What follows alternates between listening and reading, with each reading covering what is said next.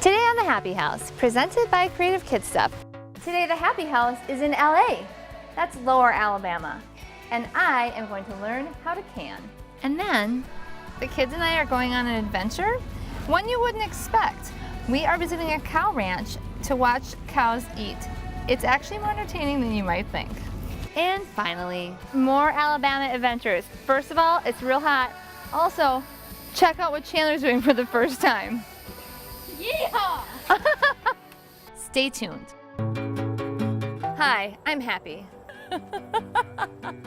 I learned early on things are much easier with a little help. I also have a few tricks of my own to share. It's go time, people. Welcome to the Happi House, presented by Creative Kid Stuff.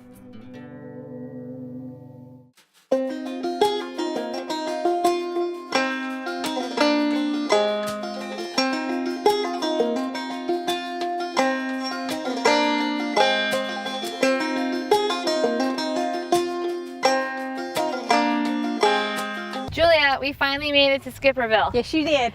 We met you 2 years ago. Yes. And you told us about this amazing place. Did you think we'd ever actually come here?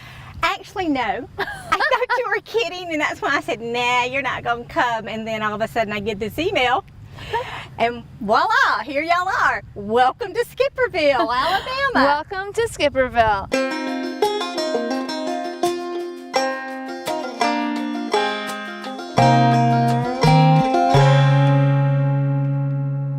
What is your favorite part about Skipperville? It's quiet, it's southern, and it's very family oriented.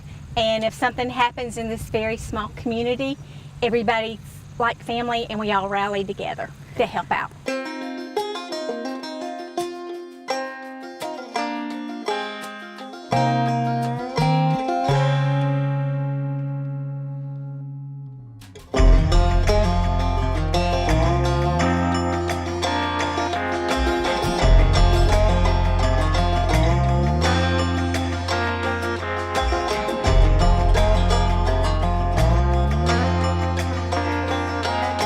I've always wanted to learn how to can, but it seems very overwhelming to me. So I've been invited to learn from a couple of experts, honestly. Julia and Diane, how many cans of food do you think you make every year? There's probably 250 quarts and pint jars on the shelves at my house right now. And we're not done for the season. No, I would probably say more than that, and that's just at her house, not counting what's here. What are you going to teach me to can? We're going to do potatoes and corn today. All right, I like it. Starch, starch. Yes, and that's why we chose them, because we can can them at the same time with the same amount of pressure without having to do two canning. All right, how do we get started? The first thing to do has already been done for us, and that's gathering the vegetables. And that's a lot of times where the guys in the family come in and help us. We've already got the potatoes gathered. They've already been thoroughly washed here.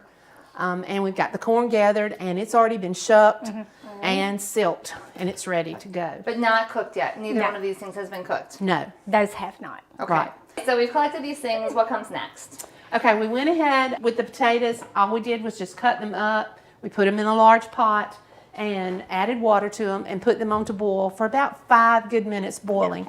And then we poured the water off, and that's to get rid of some of the starch. See, we just cubed them to fit into the jars. Right. And I noticed that they are not peeled. No. I No. like that. Okay. Personal preference, whichever way. Sometimes we do, sometimes we don't. So far, this seems manageable because I boil potatoes all the time at home. What's Then you next? got it. You're with us so far. Okay. All right. Then these are ready to go in the jars. We'll take them and we'll put them in the jars, and we'll pack them pretty tightly in the jars. This fits, it's a wide mouth funnel that fits over the jar, and that way you don't spill everything and make a mess. Genius. It's the best couple of dollars investment that you can make. I was wondering what your plan was for that ladle. Yeah, so just put them in. And while she's doing that, I'm getting water hot over here, because we're just going to put hot water in on top of those. Just tap water? Just tap Hot water. Tap water, okay. Oh yeah. You don't want to mash them, so don't pack too hard. And you leave at least a half inch head space during canning. All right, got Where it. the- So not packed, but Right. in a little room at the top. Correct. Then before you put the top on, for it to seal properly, you always have to make sure the top is clean All right. around the rim, because if you don't, it will stop the processing of sealing, because when these seal, you'll hear all these jars start going pop, pop, pop, pop, and that means they're sealed. Gotta have water. But let's All right. take the lid off now. Yeah. All right. We're going to fill it up with water, just to, like she said, that 1/2 inch. And then we're going to put about a teaspoon of salt in it. It's canning salt. It just helps preserve it a little bit better. Right. Most times potatoes that we can like this, we usually use them for soups. Also use them for mashed potatoes. I'm not sure that I would use them in a potato salad because you want something a little harder, Firmer. a little more Yeah. firm. Okay. Yeah. So am I ready to cover this now? Yes, you are. All of this seems manageable. It is. Yes. Okay. All right. That's ready to go into the canner. And then we would do 7 quarts of those at one time. So that's all you do to get the potatoes ready to go into the canner. How about the corn? Should we Okay. should we move on to the corn? Yes. The corn this morning, Michael went out and gathered it and shucked it on the back porch and brought it in. And then we went ahead and silked it. If we're doing this at home, we'll probably do 200 ears in a day. The guys will take this out to the barn where we have an air compressor. And blow. And they will blow with that The air silk- compressor, and blow the the silks silks just out. blow right Right out. out. You know. So you don't have to Because seal everybody has an air compressor. Well, everybody's not going to do 200 ears at one one time either. I'm just still trying to figure out how to get myself a shucker at my house. What? A shucker? Yeah. Yeah. Shocker. No, a shucker. It's I shucker. need somebody to shuck my corn for It's me. shucker. Okay, so now what? You take the ear corn and you just take the knife and slice it. Yeah. And that's another thing too. When you slice it like this, you're getting a little bit of juice as well. So it's not going to be dry. It's not just total niblet. You've got a little bit of the juice. Now this is not garbage. What? This goes to the cow pen Cow. this afternoon. The cows The will cows think get it's fed. heaven Yes. today when they get the corn. I do not have a cow pen, so will that So yours can be garbage. It's garbage. be? All right. Yeah. Okay, so we've got this big bowl of corn, and what's next with this? It does not have to be pre-cooked at all. So it's just going to go directly into the jar. Do you ever put milk in here, or it's just water? Just water. Water. You don't put any dairy products in canning. If you're going to keep anything very long at all, you do not want dairy products in it. See, she had too much in there. Yep. So there, we Yeah. got the little space at the top. Right. Same drill. Yep. Okay. Then we're going to fill it with just warm tap water. Once again, about a teaspoon of salt. Wipe it around the jar. About. You About. don't measure. that. Yeah. The only time we measure is when we're baking. Yes. This is why I'm not a good baker, because I never measure when I bake. And the lid's on and tightened. And Okay. that's ready for the canner as well. All right, so we've got some potatoes and some corn. All right, so we're going to put those jars in here.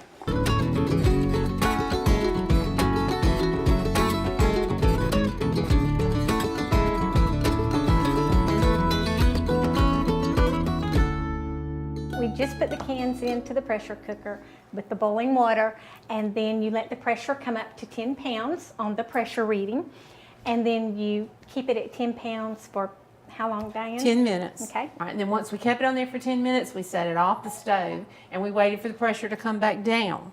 Don't want to take the top off until that pressure is reading 0 again. Okay, when we were at the stove though, one thing you did is you had to babysit this. You had to reduce Yes. the temperature because Yes. otherwise if you keep the heat up, it's gonna blow me. Right. Yes, it's going to go past 10 pounds, and you don't want it to go, Right. for this area, you don't want it to go over 10 pounds. Okay. that That's makes- the For one your part of altitude. canning that you cannot walk away from and wait. Okay, so now we brought it over here. Pressure's at 0. What comes next? All right, we're going to take our pressure valve here off, and we're going to double check that there's nothing coming out of it. If there was still steam, we'd wait a little while longer. There's no steam, and our safety valve is popped back down, so we're ready to open it. When I open this, just for safety's sake, Yes. you always open it away from you. Okay. Yeah. Oh, So for safety's sake, when I undo this and I open it back, the steam is Yes. going to go in front of us that way. But if there were a problem, it's nothing's You nothing's watch going to the hot come water. towards me. oh yeah, there's a little bit of hot water there. Okay, so there's that. You You hear can it? hear the jars still cooking down in there.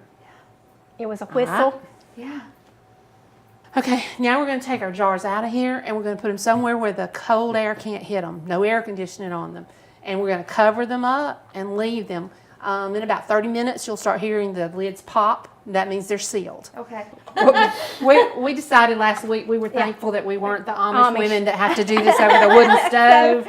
No. In the summer. So you've got a can of potatoes and a can of corn there. They don't need to be moved for a couple of days. They need to just sit and rest because they will unseal themselves if you jar them too much until they've had a couple of days. Yeah. Okay. So we'll set them over there and they'll sit there probably till the weekend before they go into the pantry. Thank you guys so much. This was lots of fun. Yes. And I feel like I could maybe tackle it myself. I think you can. To learn more about this segment and other fun projects we do, visit thehappihouse.com.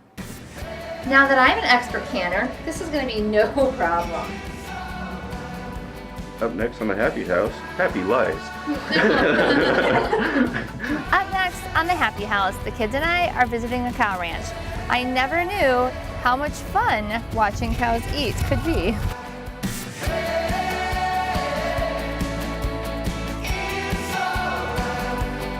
If I need to mail a letter or go to the post office, where is that located? About a half a mile up the road at the little country store with the post office. It's in the store? Well, it was for years and years, and then they finally built a new little building, and the post office moved out of the little country store. So the post office has its own building now? Okay. Yes. But the sign of the original post office is still up. It says U.S. Post Office and Watson's Grocery. Watson's Grocery.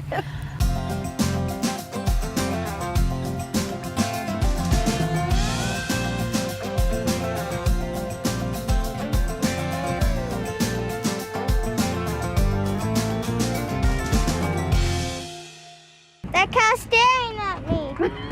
He's like, He's getting lunch. I want to ride a cow. You want to ride a cow, Eli? It's going to be fun. We are here with Dr. Bob Snell, who is the town veterinarian. But also, we are on this beautiful piece of land you have that has how many cows on it?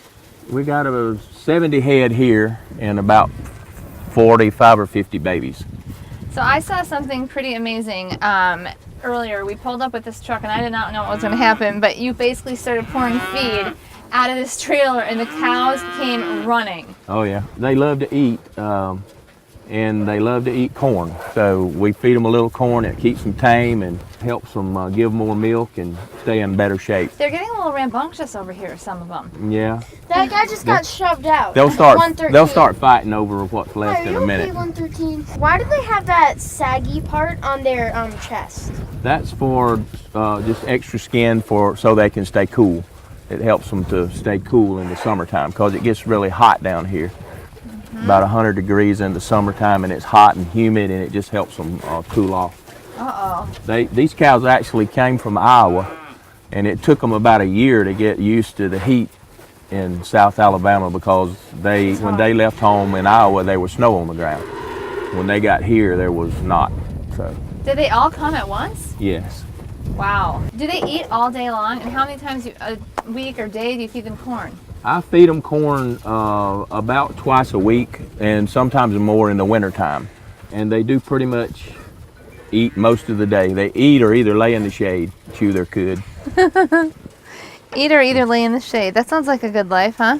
Sounds like a boy. Why do they have tags on their ears? The tags are so that each one of them has a specific number so that if somebody sees something wrong with one, they can tell you that it's number 40 or number 12 or whatever, and you can come and find her. And also you can, for a while we recorded all of them's calves.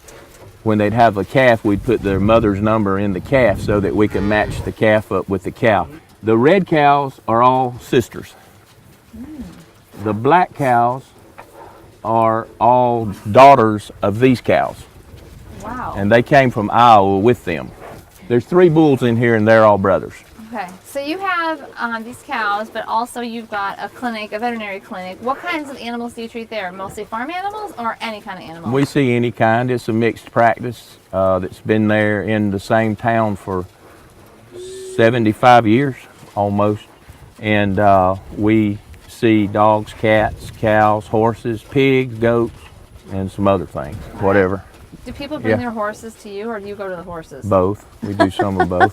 What's most of the time like wrong with the animals here? Is it like, do they most of the time, are they sick, or is like, do they have like injuries or something? Like, what do you find the most? They're sick, a lot of them, and then a lot of our practice is, preventative care like vaccinations and health checkups and puppies and kittens and, old dogs, just everything, some of everything. I saw that bull go right behind you, and it made me like a little nervous. I'm not gonna lie.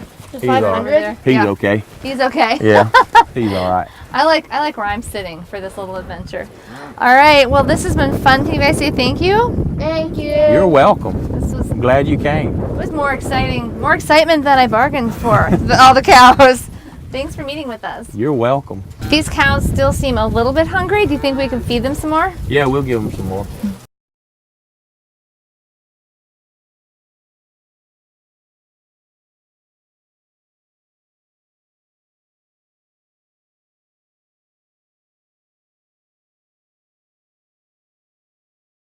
Up next on the Happi House, more Alabama adventures.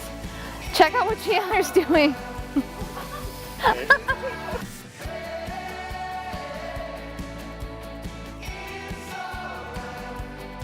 Are you from here? No, I am actually from the central part of Florida, in Lakeland, Florida. And I call myself a transplant to Skipperville, and I am here by marriage, not force. Not forced. Not forced. Not forced. I'm used to a little larger area, Yeah. not having to go 13 miles to a grocery store.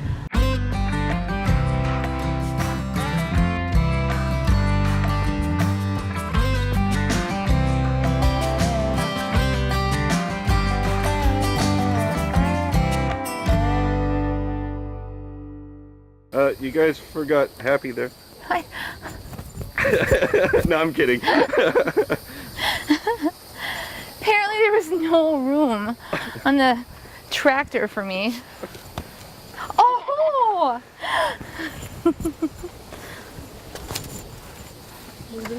Yeah. I And hitched just a ride.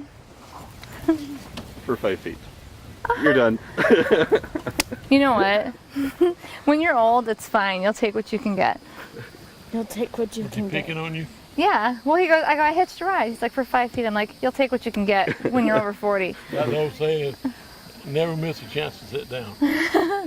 The kids and I are continuing with our farm adventures, and we are on the property of Bob Moorhead, and he's going to show us all kinds of interesting vehicles, animals, and did you say chuck wagon? Chuck wagon, as we speak, Right there?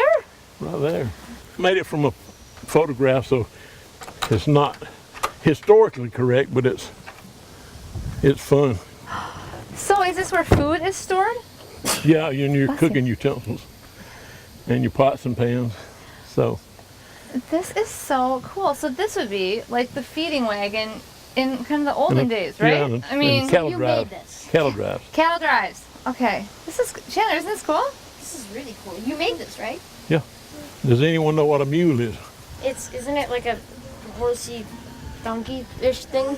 It's like a horse donkey. You take a horse or a mare and breed it to a jack or a donkey, and you get a mule.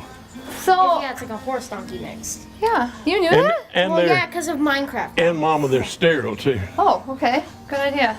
I like how we knew that. I said Because of Minecraft. because of Minecraft. This is a very This beautiful is horse. a Belgian cross. His last work was a funeral. I carried him into the cemetery in the wagon, in the chuck wagon, minus the seats in the chuck box. Are all these horses retired? Meaning you, Oh you no, bought them from they'll somewhere? still work. It's just they're all semi-retired like me. Okay. And he's a teddy bear.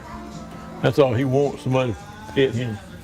Even when Michael and them used to be in school, they'd say, how much does a horse cost? And I'd always tell the kids, well, you're not buying a horse, you're buying his brain. Right. What can he do? Is he stupid? Then he's cheap. If he knows a lot, everything he knows adds more value to the horse. What subject did you teach in school? Agri-science. It was once called vocational agriculture, and when I did retire, it was called agri-science. People ask me now how you like retirement, and I said, well, really I'd rather be back at school with my kids because I had a lot more fun at school than I have. You learn by doing. The FFA has a motto, it's called learning to do, doing to learn, earning to live, and living to serve. So when you're in school, you're learning to do. Then when you get out of school, you're doing to learn, and then you're earning a living, and then you're living to serve your community. So that's, we used to preach that quite a bit. Some horses don't like to take one, so you put honey on the bit. Oh. So when they take, Rode on a horse before, probably You have? twice. well, now you're fitting to ride a mule if she don't buck you off. Okay. Again with that. How on earth do I even get on that? You're gonna get on. You want to ride, Yeah. cowboy? So tall. It's like, Maybe a stool, maybe something. I don't know. These cowboy boots. Yeah. Okay. Education. You better pull the bridge up, Bill. Pull them up, Chan. Yeah.